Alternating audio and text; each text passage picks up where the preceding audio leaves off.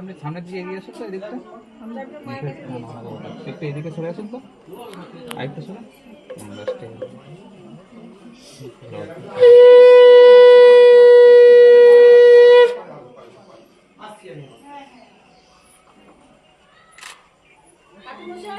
কালকে কিন্তু বাবাকে নিয়ে আসা চাই সন্ধ্যেবেলা নীলকণ্ঠতে সন্ধ্যের সময় বাবাকে নিয়ে আসবেন কিন্তু। ঠিক আছে, আচ্ছা আমি চলে যাই দেখি।